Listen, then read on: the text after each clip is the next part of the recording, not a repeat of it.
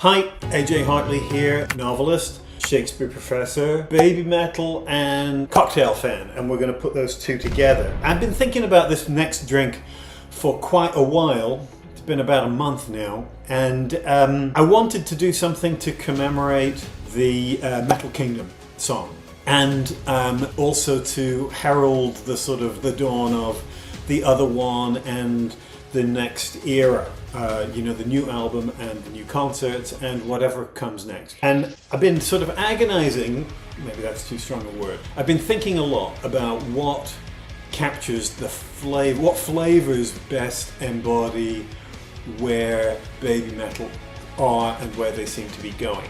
And I kicked around a number of different possibilities, whiskey bases and things with a lot of color in them, reds, dramatic colors and such. But what I kept coming back to over and over was the idea that where baby metal are now is in a very mature place, a very serious place, a very grown-up place.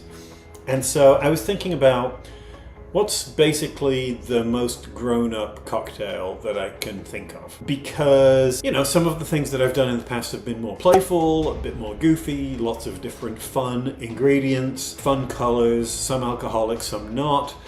But it seemed like this was the time to sort of step it up and do a really serious adult quality cocktail. And for me, because I'm a gin drinker, there is no more adult drink than a martini. And there are lots of different varieties of martini, including a lot of things that are not really martinis at all, but the martini name has been added to them.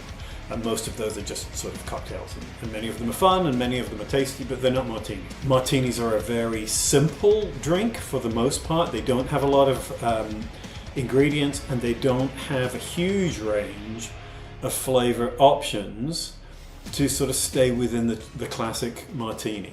You can make them with gin or you can make them with vodka or a combination of the two. Again, I think gin, this is very subjective, but I think gin is a more adult drink than vodka. Vodka's primary function is to taste of next to nothing, right? A good vodka shouldn't have a lot of flavors in it other than the booze, right? You shouldn't really taste much else. Gin, however, comes in a wide variety of different styles and flavors, and some of them are built around sort of core traditional botanicals like juniper and that sort of piney kind of flavors, pepper, black pepper, and other some have more herbal elements, some have more floral elements, some have spicier elements, different sort of quote-unquote Eastern spices. And that's kind of what I want to use today. Now,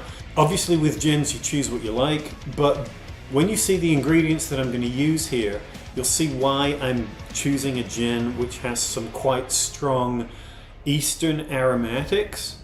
Though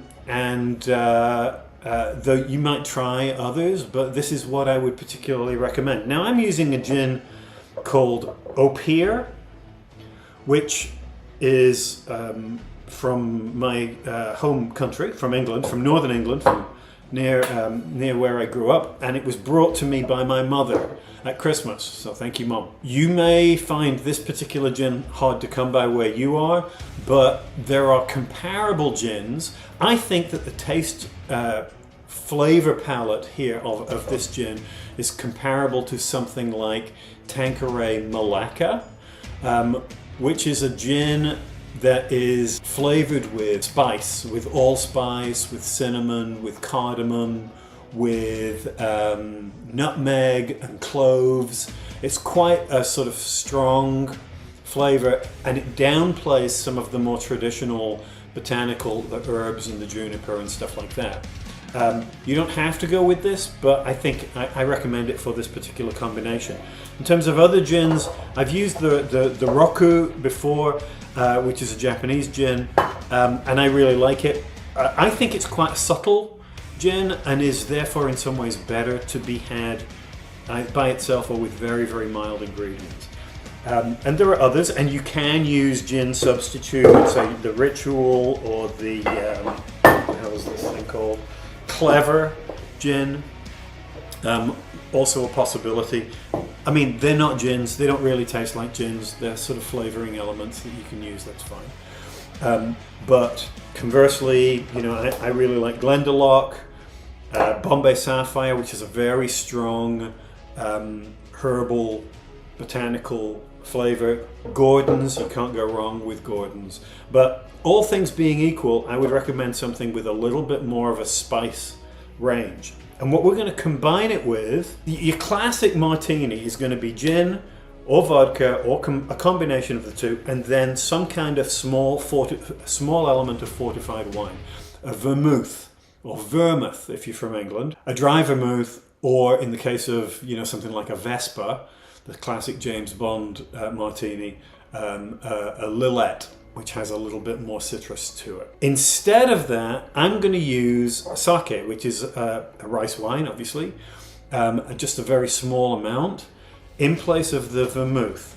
I'm also going to garnish the drink with a little orange peel, which has been, let me put it on my very metal skewers. And I'm just gonna scorch it. There we go.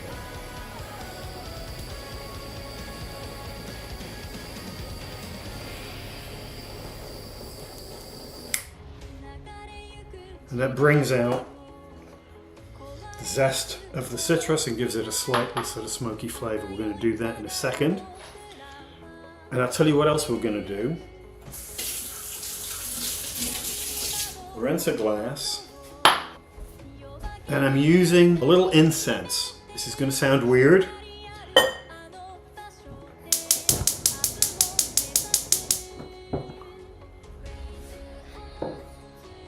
This is a standard temple incense, aromas of jasmine and sandalwood. And what I'm going to do is smoke the inside of a wet glass. Slightly wet helps to hold the smoke flavor. And all I'm going to do is put the glass on the edge of the table and let the smoke sit in there for a bit. You can see how the glass fills with smoke because there's only a little bit of air coming in under the rim of the glass here. See all that smoke in there? Okay, so we'll let that sit. Nice. I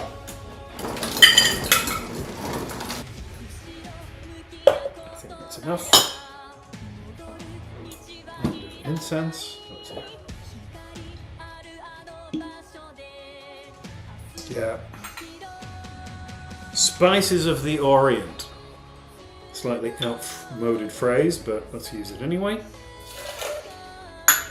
As I've said before, the key with measuring stuff out is knowing how much your glasses hold. So I'm going with like one full cap. I know that these glasses hold about 1.5, so I'm going with a full cap of that and about a quarter cap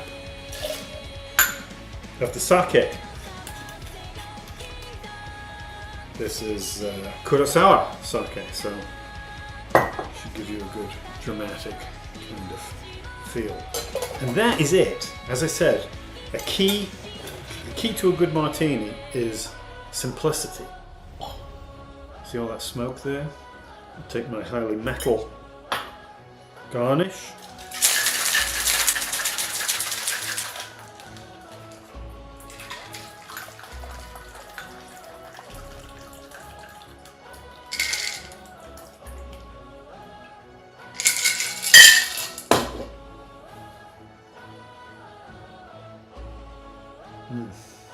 I can smell the citrus. I'm getting a little of the smoke.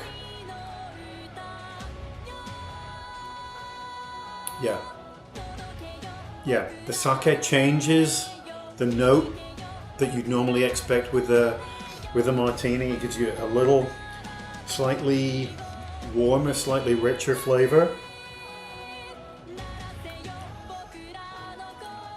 And you get the smoke In the flavor of the drink, you get that sort of jasmine, sandalwood flavor, aroma, kind of almost as an aftertaste. That's really good. And this is what gets you out of your throne and sends you charging into battle. So yes, Kampai, Metal Kingdom. Oh, yes, excellent. All right, thank you. As ever, please like, comment, subscribe. If you have other ideas or suggestions or requests, either for songs or for suggestions for cocktails, or just recipes of your own, please post them in the comments. Check out my Patreon page, check out my books, check out my merchandise. I even have Baby Metal cocktail t-shirts, which I should have been wearing today, but I'm not. Next time. All right, cheers. Thanks very much. Bye.